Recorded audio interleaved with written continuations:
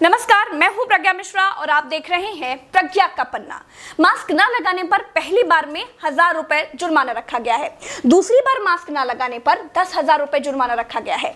पूरा दिन सड़कों पर वसूली चल रही है। ठीक है, आपने अपनी तरफ से वसूली कार्यक्रम शुरू कर दिया है, लेकिन अस्पताल में बेड न मिलने पर सरकार पर कितना जुर्माना होना चाहिए? वेंटिलेटर न मिलने पर सरकार पर कितना जुर्माना होना चाहिए?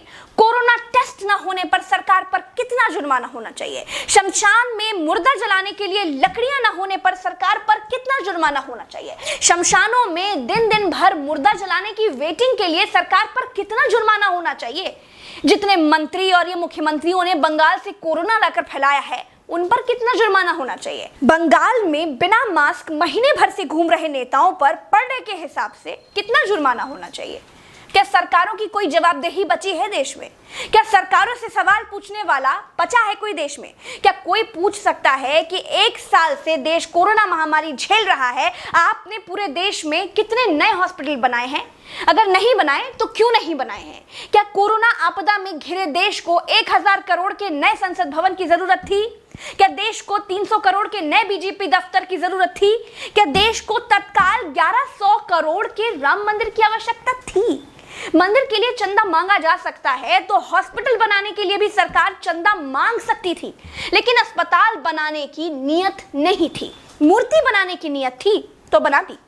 सरकारों ने अस्पताल नहीं बनवाए। क्या इस देश की पब्लिक सरकारों पर कोई जुर्माना लगाएगी? क्या कोरोना आपदा में देश को कुंभ सजाने की आवश्यकता थी? क्या देश को कोरोना महामारी के बीच बंगाल चुनाव में रैलियों की आवश्यकता थी? नहीं थी। देश को अस्पतालों की, डॉक्टरों की, कोरोना की दवाइयों की जरूरत थी।